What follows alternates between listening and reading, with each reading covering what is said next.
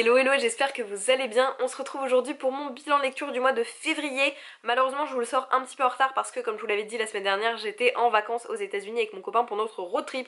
Du coup j'avais pas eu le temps de pré-filmer une vidéo, donc je vous la sors que maintenant. Mais c'est parti, je vais vous présenter un petit peu ce que j'ai lu pendant le mois de février. J'ai lu 9 livres, 6 au format physique et 3 au format audio, et un total de 3302 pages, voilà, et pas mal de bonnes lectures, donc je suis très contente de vous présenter tout ça. On va commencer par les livres que j'ai écoutés en audiobook. Et en premier, on a la suite d'une saga, puisque j'ai lu Hellbent de Leigh Bardugo, qui a été vraiment une super lecture. C'est la suite de La 9e maison qui est sortie en français aux éditions de Saxus. C'est une saga.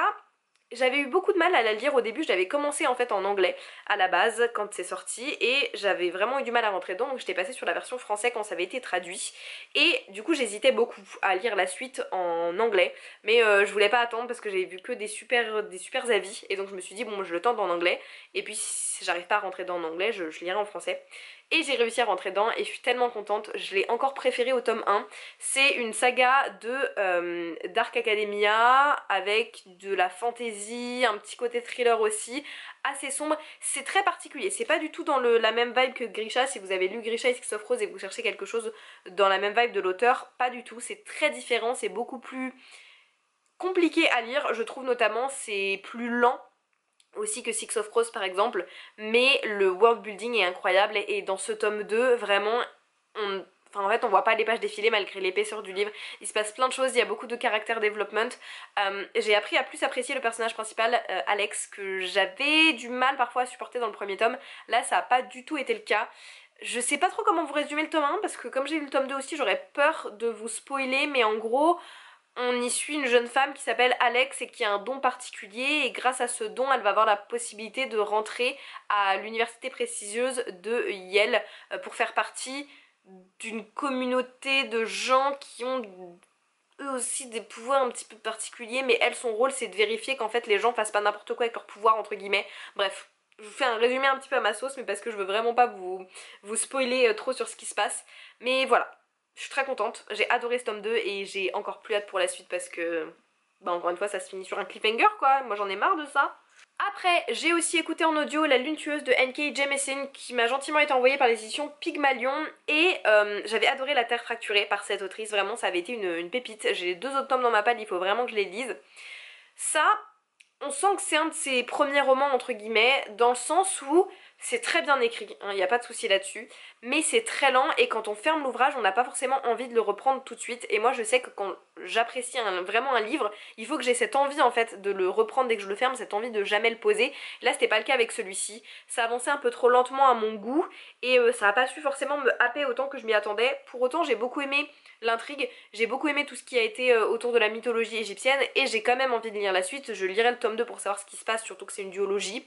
Mais si je dois vous recommander qu'un seul livre de N.K. Jemisin, ça sera vraiment La Terre Fracturée et pas La Lune Tueuse. Je précise, j'ai mis 5 étoiles à Hellbent et j'ai mis 3,75 à La Lune Tueuse, et le résumé de celui-ci nous dit: la cité brûle sous la lune rêveuse. Dans l'ancienne cité-état de Gujaré, la paix est la seule loi. Sur les toits et parmi les ombres des rues pavées attendent les collecteurs, gardiens de cette paix.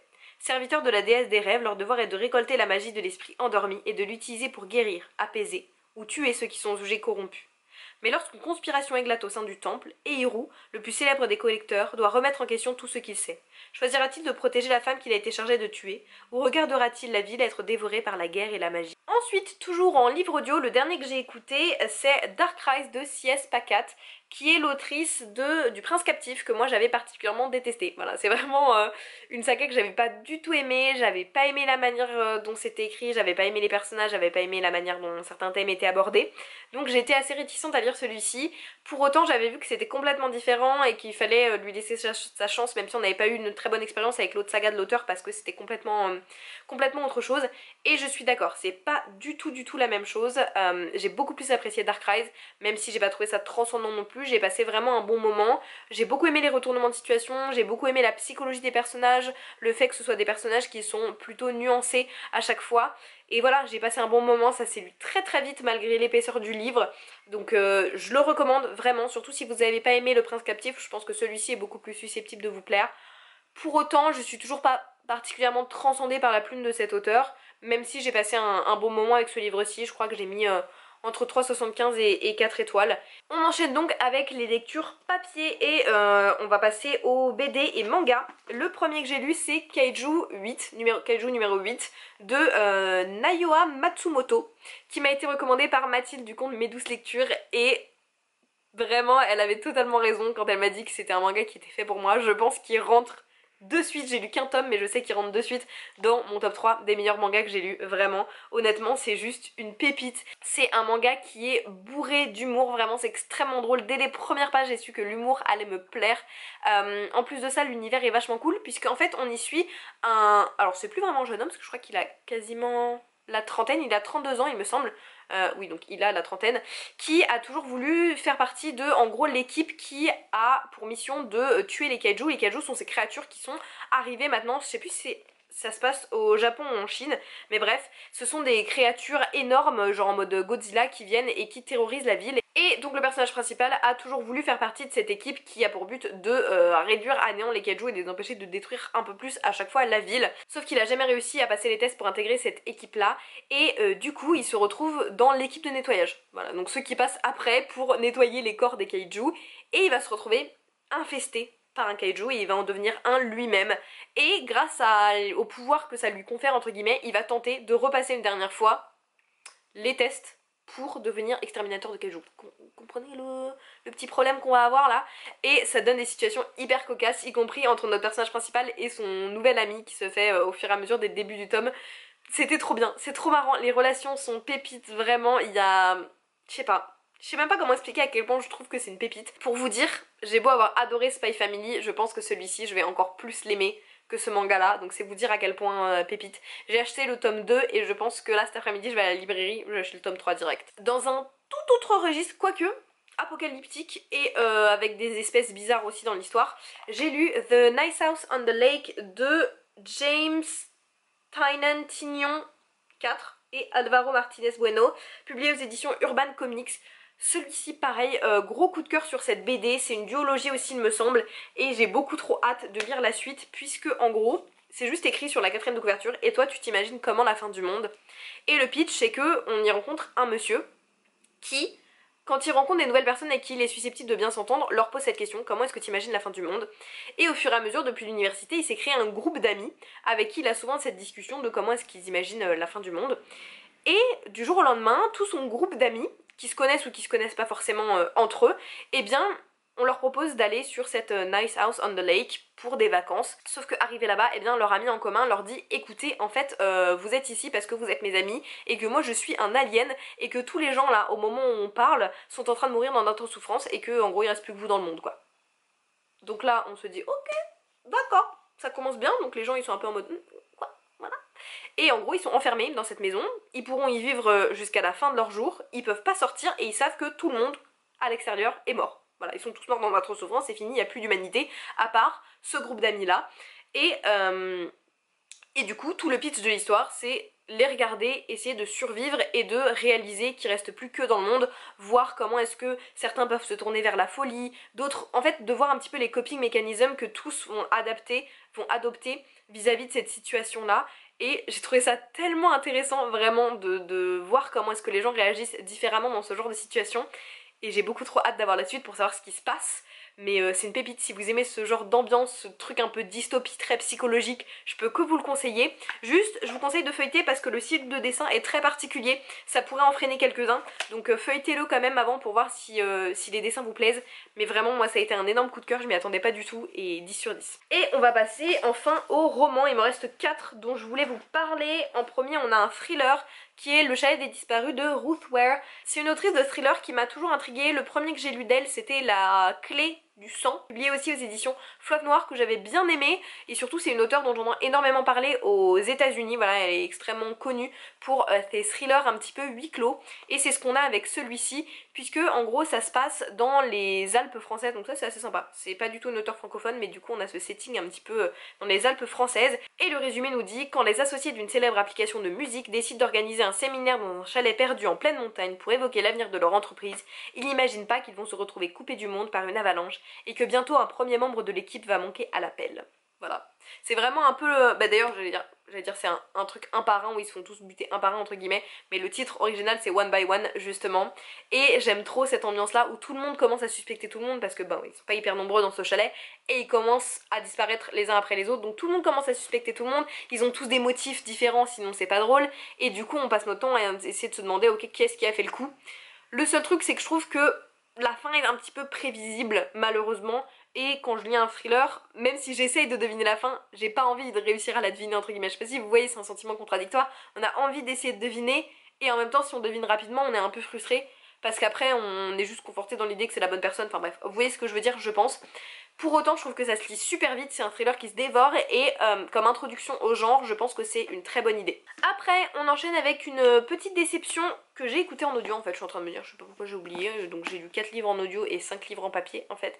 Celui-ci je l'ai lu il y a quelques semaines et là où je me dis que je sais que c'est pas un livre qui m'a marqué plus que ça, c'est que je me rappelle plus vraiment de ce qui s'y passe. Pour autant je l'ai écouté avec attention hein, vraiment, mais c'est vraiment pas un livre qui m'a marqué et c'est dommage parce que le résumé me faisait tellement envie. C'est un livre que j'ai eu, je sais plus si je l'ai eu dans Fairy Loot ou dans Illumicrate, un des deux ça c'est sûr, et c'est God Killer de Anna Kanner, je ne sais pas du tout comment ça se prononce, mais en gros ça se passe dans un monde où les dieux existent et plus on croit en ces dieux, plus ils sont puissants, mais il s'est passé une énorme guerre il y a quelques années où maintenant les gens n'ont plus le droit de croire en les dieux parce que les dieux avaient un trop plein de pouvoir et ont commencé à faire un peu n'importe quoi, donc maintenant c'est banni. Il n'y a plus le droit de croire en les dieux parce que c'est ce qui leur confère leur pouvoir, et il y a même des personnes qui s'appellent les God Killers, donc les tueurs de dieux, qui sont embauchés pour aller tuer les dieux qui persistent et qui continuent de semer entre guillemets le chaos. Et notre personnage principal c'est Kisen, donc une God Killeuse qui s'est donné pour mission de tuer les dieux après que un dieu, une déesse plutôt, ait assassiné toute sa famille et qu'elle en ait été témoin. C'est d'ailleurs comme ça qu'elle a perdu sa jambe. Et depuis ce jour, elle s'est donné pour mission d'éradiquer un maximum de dieux de la surface de la planète, jusqu'au jour où elle tombe sur un dieu qu'elle ne peut pas tuer puisqu'il est lié en fait à une adolescente. C'est-à-dire que si elle tue le dieu, elle tue aussi l'adolescente. Et ils vont se retrouver à devoir partir ensemble dans une quête pour essayer de séparer l'enfant du dieu. Et bien évidemment, vous vous en doutez, on a une amitié qui va naître entre les deux personnages, va aussi avoir une romance qui va commencer à naître avec un troisième personnage, et c'est autant de trucs que j'aurais pu adorer, et pour autant, mis à part justement l'adolescente qui est liée avec un dieu, tous les autres personnages m'ont laissé indifférent en fait. J'ai pas du tout réussi à m'accrocher à leur personnalité, j'ai pas réussi à m'attacher à eux, j'ai pas réussi à avoir envie en fait d'en savoir plus, à avoir envie de voir certaines relations s'épanouir parce que ça me laissait complètement indifférente. Et voilà, je saurais pas trop vous expliquer pourquoi parce qu'en soi le pitch est très bien, l'exécution était bien, c'était bien écrit, mais j'ai pas du tout réussi moi à m'impliquer dans l'histoire plus que ça.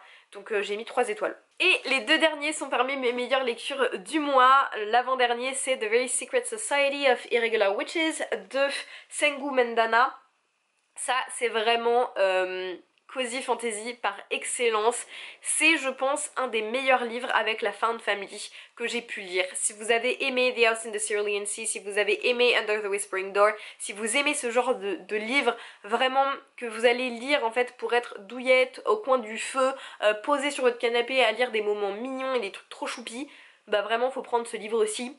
Pour vous donner un petit peu le pitch, on y suit en fait le personnage de Mika Moon qui est une sorcière. Et il faut savoir que dans ce monde-là, les sorcières, plus elles sont proches d'autres sorcières, plus elles ont énormément de pouvoir, plus ça amplifie en fait leur pouvoir, et donc on leur a toujours dit à ces sorcières, faut grandir séparées des autres sorcières. Voilà, parce que quand vous êtes à côté, ça crée des problèmes. Donc du coup elles doivent tout le temps vivre un petit peu en autarcie, jusqu'au jour où Mika elle reçoit un message inattendu où on lui demande son aide pour venir aider 3 jeunes sorcières qui n'arrivent pas à contrôler leur pouvoir. Et Mika, qui a une vie hyper solitaire, décide de se dire ok, je m'en fiche des règles, j'y vais quand même. Et c'est là qu'elle va rencontrer un petit peu la figure paternelle des 3 jeunes filles qui est Jamie, grand monsieur ronchon, donc on a vraiment le trope Grumpy Sunshine qui est juste trop bien, et j'ai adoré le côté protecteur de Jamie qui a vraiment peur en fait pour ces 3 petites filles, c'est pas vraiment ses petites filles, c'est plus adoptif, qui a vraiment peur et qui essaye de tout faire pour les protéger, et c'est pour ça qu'il a pas vraiment confiance en Mika au début.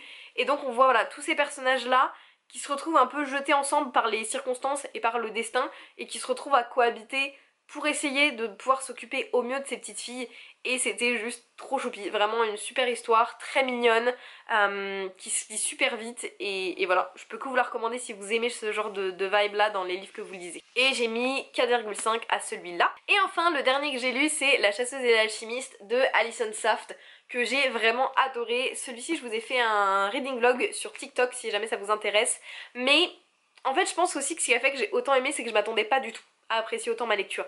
Vraiment j'avais lu le résumé, je m'étais dit intriguant et tout, mais je pensais pas du tout que ça avait le potentiel pour que j'apprécie autant ma lecture. Je pensais que je pourrais passer un bon moment mais sans plus parce que, je sais pas, j'avais pas l'impression que ça allait me transcender et au final j'ai passé un super moment avec ce livre-ci. C'est vraiment Grumpy Sunshine, encore une fois, slow burn romance avec plein de banter entre les deux personnages et deux personnages qui sont encore une fois jetés ensemble par le destin, qui n'ont pas du tout envie de s'ouvrir, ces deux personnages qui sont extrêmement renfermés chacun à leur manière et qui vont être obligés de se confier l'un à l'autre pour avoir une chance de goûter au bonheur. Et c'était tellement bien fait, vraiment j'ai trop aimé, j'ai passé un tellement bon moment, j'ai adoré leur relation. J'ai adoré les voir s'ouvrir l'un à l'autre et si vous aimez ce genre de romance un petit peu slow burn avec personnages ronchons et personnages très lumineux, vous allez adorer. Et le résumé nous dit: le Hala, créature mythique, a refait son apparition. La glorieuse chasse du croissant va se lancer. Margaret en est sûre, si elle remporte cette chasse, sa mère Evelyn rentrera enfin à la maison. Mais même si elle n'a pas son pareil avec un fusil, Margaret doit trouver un alchimiste comme partenaire, c'est la règle. West n'est pas alchimiste, du moins pas encore. Il a été congédié par tous ses maîtres et Evelyn représentait sa dernière chance. Quand il arrive au manoir, Margaret accepte qu'il y reste, à une condition, qu'il soit son partenaire de chasse. Bien qu'il forme une équipe improbable, Wes admire cette fille qui a survécu seule dans cette maison branlante, emplie de fantômes et de chagrins. Et quand bien même Wes sème le chaos dans sa vie très ordonnée, Margaret comprend vite qu'il sait, lui aussi, ce que c'est d'être un paria. Alors que la chasse approche, ils vont découvrir une magie noire susceptible de leur offrir la victoire, à condition de réussir à survivre jusque-là. Et voilà, franchement, si vous hésitiez à l'acheter, je suis là pour être le petit diable sur votre épaule qui vous dit de foncer parce qu'il vaut le détour et en plus l'édition collector est juste sublime. Et celui-ci, vous vous en doutez, j'ai mis 4,5 arrondi à 5 parce que c'était trop bien. Et du coup voilà qui conclut mon bilan lecture du mois de février. J'espère qu'il vous aura plu. N'hésitez pas à me dire comme d'habitude en commentaire quelle a été votre meilleure et votre pire lecture du mois. Et puis sur ce, moi je vous fais de gros bisous et je vous dis à la semaine prochaine. Ciao ciao.